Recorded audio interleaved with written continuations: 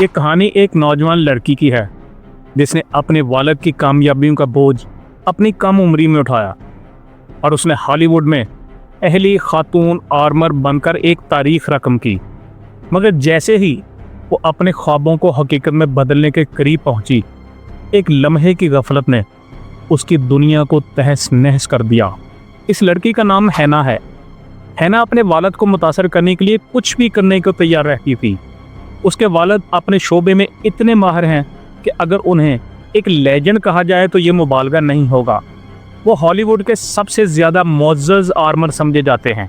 Armourer वो शख्स होता है जो फिल्म के सेट पर इस्तेमाल होने वाले तमाम हथियारों को संभालने, उनकी हिफाजत करने और उन्हें दुरुस्त तरीके से इस्तेमाल करने की जिम्मेदारी निभाता है। यानी फिल्म के सेट के तमाम हथियार इसकी कस्टडी में होते हैं। एक दिन हैना के वालिद को एक इंतहाई अहम प्रोजेक्ट मिलता है। इस मौका पर वो अपनी बेटी को अपने मुआवन के तौर पर साथ ले जाने का फैसला करते हैं। वो उसे ना सिर्फ हथियारों को हैंडल करने के असूल सिखाते हैं, बल्कि उसको जो आर्मरर है उसको बनने के तमाम जो गुर हैं वो भी सिखाना शुरू कर देते हैं। वो उसे इस कदर महारत से तरबियत देते हैं कि कोई ये सोच भी नहीं सकता था कि हैना एक कामयाब आर्मरर नहीं बन सकेगी। सिर्फ 1 साल के अंदर हैना को एक फिल्म में हेड आर्मर के तौर पर काम की ऑफर होती है। इस कामयाबी के साथ वो हॉलीवुड की पहली खातून लीड आर्मर बन जाती है। हैना अपने वालिद की दी हुई तरबियत को अपना हथियार बनाती है। वो अपनी सलाहियतों का लोहा मनवाना शुरू कर देती है और वो इस प्रोजेक्ट में अपनी महारत और काबिलियत से सबको मुतासर करती है और अपने वालिद की तवक्कुआत पर पूरा उतरने में वो कोई कसर नहीं छोड़ती, क्योंकि उसके वालिद ने भी उसको दिल लगा के ट्रेनिंग दी थी। उन्होंने भी कोई कसर नहीं छोड़ी। जब हैना सिर्फ 24 साल की थी तो किस्मत उस पर मेहरबान होती है और उसे अपनी ज़िंदगी का सबसे बड़ा मौका मिलता है, जिसकी वजह से उसे एक वेस्टर्न फिल्म में हेड आर्मर के तौर पर काम करने की पेशकश होती है। ये फिल्म एल बॉल्डविन ने प्रोड्यूस की थी और वो खुद भी इसमें अहम किरदार अदा करते हैं। ये हैना के लिए एक नाकाबिले यकीन मौका था। ये वो लम्हा था जब उसे अपने वालिद की तरह अपनी महारत और जिम्मेदारी साबित करना थी। हैना फ़ौरन ये ऑफ़र कबूल कर लेती है। उसके कंधों पर जिम्मेदारी आयद होती है कि वो तमाम हथियारों की निगरानी करे, हर हथियार को इस्तेमाल से पहले बारीक बीनी से चेक करे और प्रोडक्शन के दौरान हर चीज़ को महफूज रखे। काम के दौरान हैना अपने हुनर से लुत्फ़ अंदोज़ होना शुरू हो जाती है। वो सेट पर दोस्त बनाती है, साथियों के साथ वक्त गुजारती है और कभी कभार शूटिंग के बाद वो पार्टियों में भी शरीक होती है। लेकिन जल्द ही हैना का रवैया गैर पेशा वाराना होना शुरू हो जाता है। वो अपनी जिम्मेदारियां अच्छे तरीके से नहीं निभा रही थी। वो अपनी जिम्मेदारियों को नज़रअंदाज करने लगती है और आर्मरी कार्ड को लापरवाही से बेनिगरानी ही छोड़ देती है। हथियार सेट पर बेतरतीबी से पड़े रहते हैं और वो इस अहम काम को संजीदगी से लेने की बजाय लापरवाही इख्तियार करना शुरू कर देती है और ये लापरवाही उसके लिए ख़तरनाक होने जा रही थी। एक रात काम के बाद हैना अपने साथियों के साथ बाहर जाती है। वहाँ वो बहुत मज़े करती है, लोगों के साथ खुशगपियाँ करती है और यहाँ तक कि वो कुछ ड्रग्स भी लेती है। अगली सुबह जब वो सेट पर पहुँचती है तो प्रोडक्शन शेड्यूल पहले ही तख़ीर का शिकार होता है। रिहर्सल के दौरान असिस्टेंट डायरेक्टर अचानक हैना पर गुस्सा करने लगता है और ऊंची आवाज़ में कहता है कि हमें फ़ौरन एक रिवॉल्वर चाहिए। हैना जल्दी में आर्मरी कार्ड की तरफ दौड़ती है। उसकी जिम्मेदारी बनती थी कि हर चीज़ उसके पास होती, लेकिन उसके पास नहीं थी। वो दौड़ती इसलिए है कि वहाँ से रिवॉल्वर फौरी तौर पर ले आए। लेकिन इस जल्दबाजी और बेहतियाती के दरमियान कुछ ऐसा होता है जो हैना की दुनिया को हिला के रख देता है। ये वो लम्हा था जहाँ सब कुछ गलत हो जाता है और हालात उसकी गिरफ्त से बाहर हो जाते हैं। हैना ऐसी लापरवाही कर बैठती है कि वो आज तक उसका खमियाजा भुगत रही है। वो क्या करती है बताते हैं आपको। ये एक फ़िल्म का सेट है और रिवॉल्वर में दरअसल डमी राउंड्स होते हैं, ऐसे राउंड्स जो असली गोली की तरह नज़र आते हैं लेकिन दरअसल बेज़रर होते हैं। लेकिन मालूम नहीं कि क्या और कैसे हुआ कि किसी न किसी तरीके से लाइव बुलेट्स सेट पर आ जाती हैं और हैना के डमी राउंड्स के जो स्टोरेज है, जो ज़ख़ीरा है, उसमें शामिल हो जाती हैं। हैना बेखबरी में इन सब में से एक लाइव बुलेट रिवॉल्वर में लोड कर देती है। हालात तो ख़राब होने ही वाले थे क्योंकि वो लापरवाही से काम कर रही थी। हैना अपनी मामूल की जो रिवॉल्वर है उसको असिस्टेंट डायरेक्टर के हवाले कर देती है, लेकिन वो इसको चेक नहीं करती कि इसमें मौजूद राउंड्स वाकई डमी हैं या नहीं। असिस्टेंट डायरेक्टर भी उसे चेक नहीं करता और फिर वो रिवॉल्वर एलेक बॉल्डविन को दे देता है। एलेक भी उसे चेक नहीं करता क्योंकि वो तो सीन की तैयारी कर रहा था।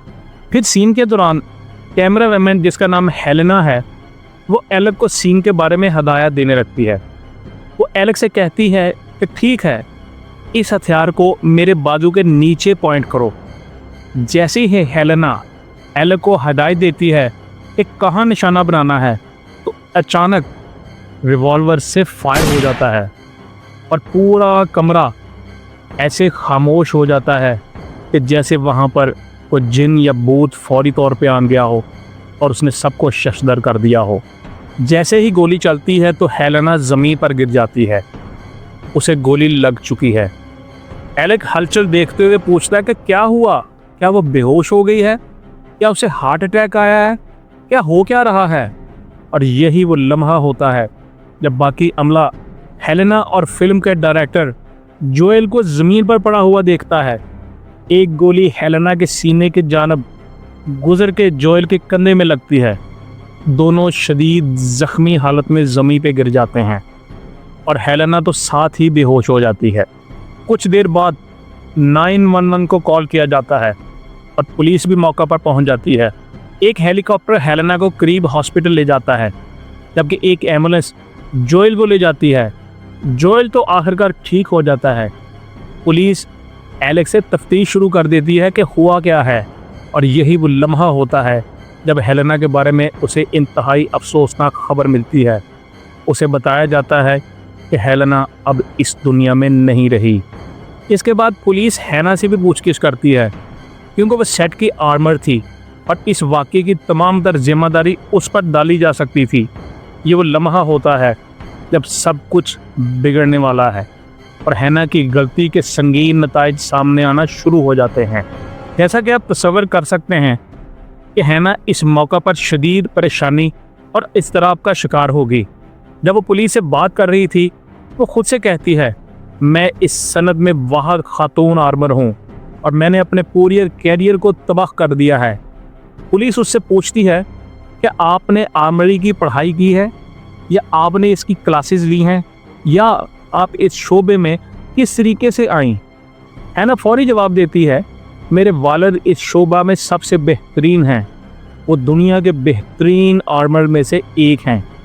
वो पुलिस ऑफिसर को बताती है कि उसके वालिद ने ही उसे उम्दा तरबियत दी, लेकिन अब मैं इस शोबा में एक नाकाम आर्मर के तौर पे जानी जाऊंगी। ये कहानी पूरी दुनिया की तवज्जो अपनी तरफ खींच लेती है और फौरी तौर पर खबरों में छा जाती है। एलेक जिसने हेलेना को गोली मारी खुद बहरान का सामना कर रहा था और उसे अपनी बहाली के लिए सख्त मेहनत करना पड़ती है। वो एक चैनल पर एक इंटरव्यू भी देता है जिसमें वो वाज़े तौर पर परेशान भी नज़र आता है, लेकिन इसके बावजूद वो कसम खाता है कि उसने ट्रिगर नहीं दबाया। वो बार बार कहता है, मैंने ट्रिगर नहीं दबाया, मैंने ट्रिगर नहीं दबाया। पुलिस उससे दोबारा सवाल करती है कि क्या आपने कभी ट्रिगर नहीं दबाया। एलेक फौरी तौर पे जवाब देता है, नहीं नहीं, कभी नहीं, मैंने कभी किसी की तरफ गोली नहीं चलाई, मैं गोली क्यों चलाऊंगा। लेकिन वो ये तस्लीम करता है कि उसने हथियार का हथौड़ा पीछे खींचा था। हथौड़ा उसे कहते हैं जो ज़ोर से चोट मारता है। अगर आपने रिवॉल्वर देखा हो तो उसमें बैक साइड से जो आता है वो चोट मारता है तो फिर गोली चलती है। इसके हवाले से कहा जाता है कि इस हथौड़े को दबाने की वजह से ही वो गोली चली थी। ताहम ये पूरा मामला अभी तक मुतनाज़े है और हल तलब है कि उसमें लाइव बुलेट आई कैसे और गोली चली कैसे। 1 साल की तवील तफ्तीश के बाद मुकामी पुलिस इस वाक़े के बारे में 500 सफ़ात पर मुश्तमिल एक रिपोर्ट जारी करती है, जिसके फ़ौरन बाद हैना पर गैर इरादी कत्ल का मुकदमा दायर किया जाता है, जो उसके कैरियर की बदतरीन तस्वीर बनकर सामने आता है। हैना पर मुकदमा चलाया जाता है और उसे इस बात का एतराफ़ करना पड़ता है कि उसने एक संगीन गलती की थी। इस पर गैर इरादी कत्ल का इल्ज़ाम लगाया जाता है और उसे 18 माह कैद की सज़ा सुनाई जाती है। छोटी सी लापरवाही हैना को कहाँ ले गई थी, जबकि दूसरी तरफ उसके साथ एलेक भी चूंकि अक्यूज था, एलेक पर भी गैर इरादी कत्ल का मुकदमा दायर किया जाता है। लेकिन वो कहते हैं कि उन्होंने ऐसा कोई जुर्म नहीं किया, यानी एलेक बार बार कहते हैं कि मैंने ऐसा कोई जुर्म नहीं किया, मैं मुजरिम नहीं हूँ। इस केस में फिर एक नया मोड़ आता है और एलेक के मुकदमे में नए सबूत का इंकशाफ सब कुछ बदल कर रख देता है। वो सबूत ये था कि सेट पर मज़ीद लाइव गोलियां मिलती हैं और कहा गया कि प्रोसिक्यूटिंग अटॉर्नी ने इन्हें सही तरीके से अदालत में पेश नहीं किया था, या वो अदालत से कुछ छुपाना चाह रहे थे, जिससे ये शक वाकई ही पैदा हो गया कि वो जानबूझकर अदालत से सबूत छुपा रहे थे। इस नए सबूत के बाद जज ने एलन के खिलाफ मुकदमा मुकम्मल तौर पे खारिज कर दिया। इस फैसले का मतलब ये था कि एलेक को कानूनी तौर पर बरी कर दिया गया और उस पर दोबारा कोई मुकदमा नहीं चलाया जा सकता था। जज ने इस मामले में किसी भी किस्म का रवैया अपना जो है वो उसको नरम नहीं किया और सबूत को छुपाने के अमल को सख्ती से लिया। एलेक के लिए ये एक बहुत बड़ी जीत थी क्योंकि वो सज़ा से बच गया। अब चूंकि एलेक बरी हो चुका है, इस नए सबूत की रोशनी में हैना के वकील भी इसकी हमायत में मुकदमा खारिज कराने की कोशिश कर रहे हैं।